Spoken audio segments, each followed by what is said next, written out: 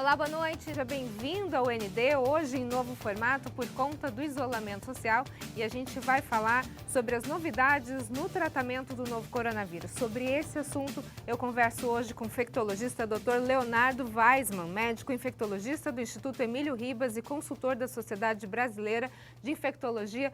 Tudo bem, doutor? Boa noite, seja muito bem-vindo. Boa noite, obrigado pelo convite. Vamos falar então sobre essas novidades em relação ao tratamento do coronavírus. Recentemente saiu uma notícia da possibilidade de se iniciar testes clínicos de tratamento contra o Covid-19 baseado no plasma de um paciente curado. Como é que funcionaria isso, doutor?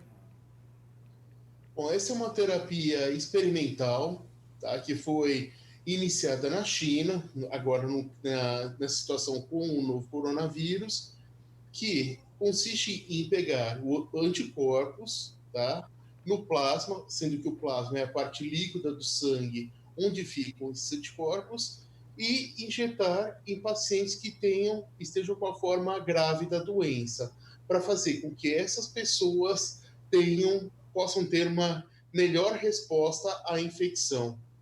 Já se sabe a quantidade de plasma que seria necessário e o número de doses para ter uma reação positiva nesse tratamento, doutor? Ainda estão sendo feitos estudos para poder determinar qual é a quantidade, dosagem, tudo. Como eu falei a você, é um tratamento experimental, então está sendo estudado ainda. Existe algum protocolo de quem pode doar esse plasma? Bom, podem doar pessoas, homens, entre 18 e 65 anos, acima de 60 quilos, que tenham teste confirmado de infecção pelo novo coronavírus, que tenham tido formas leves ou moderadas da doença, que não tenham sintomas há pelo menos 14 dias, e pessoas que não tenham nem HIV, nem hepatite, nem doença de Chagas. Agora, por que só pode ser homens? Qual que é o fator que impede com que as mulheres sejam doadoras? Porque existe uma síndrome rara em mulheres que engravidaram que pode acontecer a formação de anticorpos contra os leucócitos do sangue, tá? E por conta dessa síndrome pode ter um comprometimento pulmonar.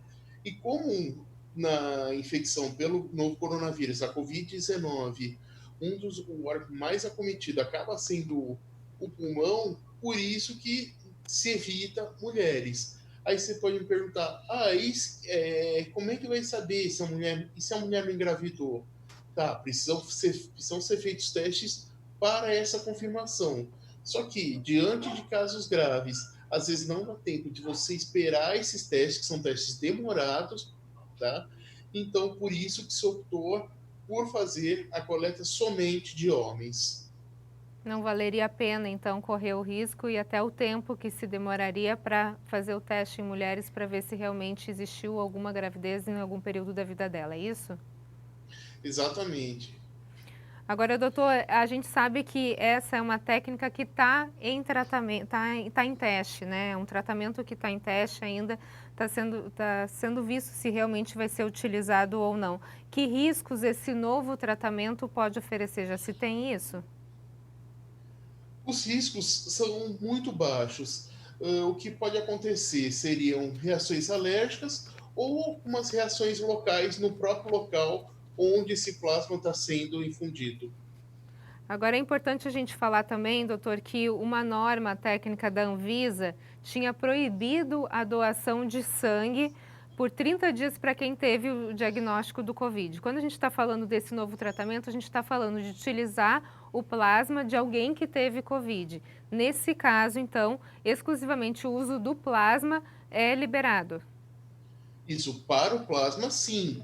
Agora, para utilizar as outras partes do sangue, é necessário que sejam pessoas que tiveram a Covid-19 há mais de 30 dias. Agora, em relação ao que a gente tem já de novidades, de tratamentos, vacinas, o que que o senhor tem ouvido nesses últimos dias? Existem vários estudos a respeito de vacinas, medicamentos que ajam contra esse novo coronavírus. Porém, até o presente momento, nós não temos nada que tenha evidências científicas concretas que realmente vão agir, de vacinas ou medicamentos que realmente vão agir contra esse novo coronavírus. Eu imagino que o senhor deva estar bem envolvido nessa situação, né, no Hospital Emílio Ribas, em toda essa questão do Covid-19. No seu ponto de vista, doutor, em que fase que a gente está da doença? O senhor acredita que já a gente tenha um declínio nos próximos dias ou ainda a gente está num alto risco? Nós ainda estamos vivendo um momento de alto risco para a doença, tá? Nós ainda estamos numa crescente no número de casos, por isso que é tão importante esse distanciamento social nesse momento. Quer dizer, então, que não dá para baixar a guarda, apesar que a gente vê algumas discussões quando se fala muito em relação ao isolamento social, principalmente nessa semana que a gente entrou agora, parece que as pessoas deram uma relaxada, a gente começa a ver ainda muita gente pelas ruas, às vezes as pessoas não estão acreditando muito, quer dizer, é um momento agora de não baixar a guarda, precisa ter esse isolamento social ainda por um tempo, é isso? É preciso a colaboração de todos. Não adianta só eu, você, a outra pessoa. Todos têm que estar unidos, ficando em suas casas, tá? Só saindo em situações extremamente necessárias. Só assim que nós vamos conseguir controlar o número de casos e controlar essa disseminação do vírus. Ok, a gente vai para um rápido intervalo e na sequência a gente continua a falar com o infectologista. Eu volto já já. O ND está de volta e o nosso assunto de hoje são as novidades no tratamento do Covid-19. E sobre esse assunto eu converso com o Dr. Leonardo Weisman, médico infectologista do Instituto Emílio Ribas e consultor da Sociedade Brasileira de Infectologia. Doutor, a gente estava falando sobre o tratamento, né, a possibilidade do tratamento com plasma do sangue. Agora, ontem a gente levou um susto com a possibilidade da saída do ministro da Saúde, Henrique Mandetta. Como é que o senhor, enquanto médico, viu essa possibilidade? Acaba trazendo uma certa angústia e uma insegurança para a população quando a gente vê que o governo tem duas frentes, não tem uma única direção. E eu acredito que um dos pontos que foi questionado bastante ontem sobre a permanência do ministro ou não foi a questão do uso da cloroquina e da hidroxicloroquina no tratamento. Como é que o senhor vê esse fato? Bom, vou começar então do final para o começo, tá? A cloroquina e a hidroxicloroquina estão sendo estudadas, são tratamentos experimentais, tá? Contra esse novo coronavírus. Nós ainda não temos uma comprovação científica de que realmente seja um medicamento eficaz contra esse vírus, tá? E além de nós não termos comprovação científica sobre a sua eficácia, é um medicamento que tem inúmeros efeitos colaterais. Então, às vezes, o dano que o medicamento pode causar ao indivíduo pode ser até maior do que a própria doença. Tá? Então, o que acontece? O ministro Mandetta ele tem trabalhado muito com o que tem de comprovação científica, tem sido um ministro que tem lidado muito com a verdade, com as melhores evidências científicas durante esse período dessa pandemia. Tem feito um trabalho excelente. Tá? Ele, a sua equipe técnica, tem consultado diversas sociedades e especialidades, consultando, trabalhando junto. Então, se o ministro Mandetta saísse agora, nesse momento, poderia ser uma catástrofe para a saúde pública no nosso país. Eu acho que não só para a saúde, mas para a questão do governo, né, desse gerenciamento, porque a gente vê que a população, de certa forma, também tomou partido só com a possibilidade da saída dele ontem, né? Não só a população, como o Congresso, os políticos de uma forma geral. Exato, por conta da maneira com que o ministro tem lidado com a situação. Tá? Tem sido tecnicamente, cientificamente, bastante eficaz. Falar um pouquinho agora sobre os sintomas, doutor. A gente sabe que o vírus ele fica incubado por um certo período, 15 dias, é isso? 14 dias? De acordo com a Organização Mundial da Saúde, o período de incubação, ou seja, o tempo que o indivíduo se expõe ao vírus até a manifestação de sintomas, pode variar de 1 a 14 dias. Mas isso, de acordo com estudos, tem sido em torno, assim, a média tem sido em torno de 5 dias. Nesse período, a pessoa, mesmo assintomática, ela transmite para outros a doença, correto?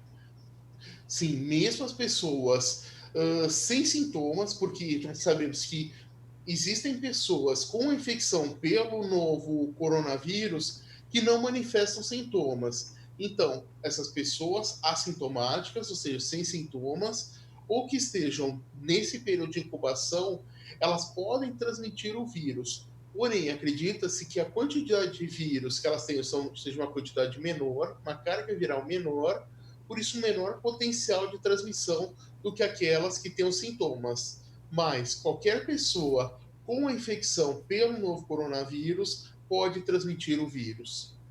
Agora, o incômodo causado na parte aérea, a pneumonia causada pelo Covid-19, ela é diferente de uma pneumonia convencional?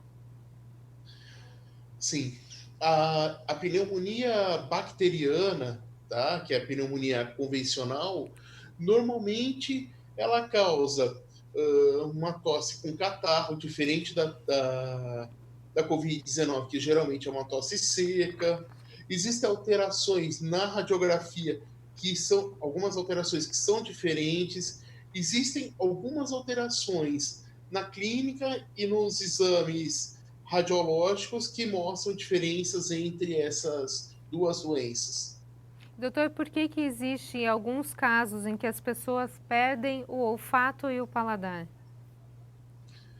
Então, essa perda de olfato e paladar, ou seja, a perda do sentir cheiro, sentir gosto das coisas, é uma coisa que acontece com outras doenças causadas com vírus, como por exemplo a gripe, que é causada pelo vírus influenza. Só que se pensa que no caso, por exemplo, na gripe, isso acontece por quê? Por conta de congestão nasal, edema do inchaço dentro do nariz. Agora, no caso da infecção pelo novo coronavírus, a Covid-19, que normalmente nós não temos essa congestão nasal, embora possa ter a coriza, que é aquela secreção que sai, acredita-se que tenha uma inflamação do nervo do olfato, tá? E por conta dessa inflamação, o indivíduo acabe sentindo menos cheiro.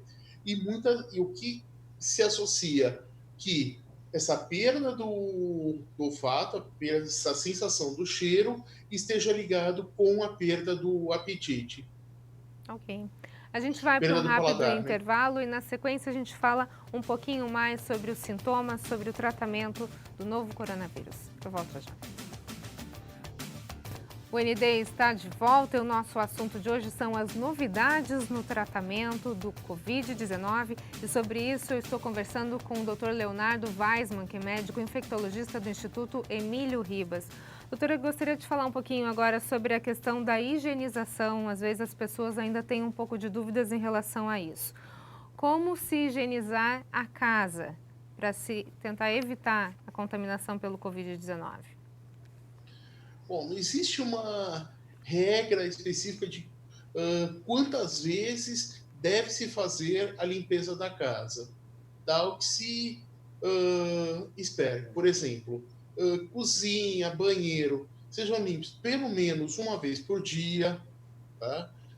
O restante da casa tem que se tomar muito cuidado com as superfícies onde as pessoas tocam mais, como por exemplo maçanetas, agora na quarentena que o pessoal está ficando em casa, controle remoto, Celular, essa né? superfície. Oi? celular, tablet, que às vezes é compartilhado pelas crianças em casa. São superfícies que precisam ser higienizadas constantemente, né? Exato, essas superfícies onde as pessoas tocam mais, precisa-se ter um cuidado maior com a limpeza, né? Por quê? Se está ali o vírus, a pessoa toca mais, depois toca olhos, nariz e boca, isso pode ser um meio para infecção pelo vírus. Ok, agora a gente sabe que o álcool indicado para limpeza é o álcool 70%, mas esse item impressionantemente está em falta no mercado. Eu acho que não foi só a minha experiência, mas muitas pessoas vão à rua comprar, não tem nem em supermercados grandes, nem nos pequenos, está complicado achar por conta da procura. Concentrações maiores e menores de 70% não tem o mesmo efeito, né? Por quê? Não, o que se sabe que o álcool a 70% ele é a concentração ideal para ter uma ação contra bactérias, fungos, vírus e, dentre esses vírus, o novo coronavírus. Tá? Concentrações menores do que isso não vão atingir o objetivo, que é matar esses micro-organismos. Concentrações maiores do que o 70, elas podem evaporar muito rápido e também não conseguir cumprir com o objetivo desejado. Agora, tem muita gente, a gente está percebendo o uso de máscaras um pouco mais intenso, né, nas ruas, pelo menos as pessoas usando as máscaras de pano. Que cuidados a gente precisa ter em relação à higienização dessas máscaras? Elas podem ser utilizadas por quanto tempo? E depois desse tempo de utilização, doutor, como é que deve ser feita a lavagem e a higienização dessa máscara? Bom, em relação à máscara de pano, a gente precisa estabelecer o seguinte: elas não devem ser utilizadas no serviço de saúde nem nos hospitais, tá? Elas foram colocadas como um recurso para aquelas pessoas que precisam sair, não tem como ficar em casa, tá? Se é aquela pessoa que precisa ir para um trabalho, daí essas pessoas elas podem pegar um transporte público ou então aquelas pessoas que precisam ir numa feira, no mercado. Por isso que se colocou a máscara de pano como uma barreira contra a disseminação desse novo coronavírus. Então, quem está usando a máscara de pano, ela está evitando de botar o vírus para fora, mas ela não está se protegendo. Essa máscara, ela deve estar cobrindo todo o nariz e a boca, tá? E sempre que ela estiver com umidade, deve ser trocada. Tá? Se não tiver umidade, troca-se a cada 2 horas, pelo menos, tá? Porque é o período que se espera de que que ela comece a perder a sua função, essa função de barreira. Então, Depois que doutor, usou, oi, não, desculpa, pode continuar. depois que ela for usada, ela pode ser higienizada primeiro com uma solução de água sanitária, tá? Numa proporção de 10 ml, seria o equivalente a uma colher de sobremesa, com meio litro d'água, e depois lavada com água e sabão normalmente. E Precisa depois de passar ferro seca, depois? aí sim pode se utilizar novamente. Não precisa passar ferro depois, então. Você pode utilizar o ferro, tá, para esquentar, mas uma coisa importante é o seguinte: sabe-se que, pelo menos até o momento, não foi estabelecido que temperatura que o vírus poderia não resistir. Tá? Então, assim, existem fake news falando que temperaturas acima de 30 graus o vírus não resiste. Não, isso a gente não sabe. Ok, então. Doutor, muito obrigada pelas suas informações. Sucesso, a gente volta a conversar nas próximas semanas com outros assuntos importantes relacionados ao Covid-19. Muito obrigada, sucesso aí na sua batalha e saúde. Eu que agradeço o convite e estou à disposição em outras oportunidades. Obrigada. O ND fica por aqui, uma ótima noite para você. Fique agora com o Jornal da Band, fique em casa, com saúde, calma, que tudo isso vai passar. A gente se vê. Até mais. Oportunidades. Obrigada. O ND fica por aqui, uma ótima noite para você. Fique agora com o Jornal da Band, fique em casa, com saúde, calma, que tudo isso vai passar. A gente se vê. Até mais.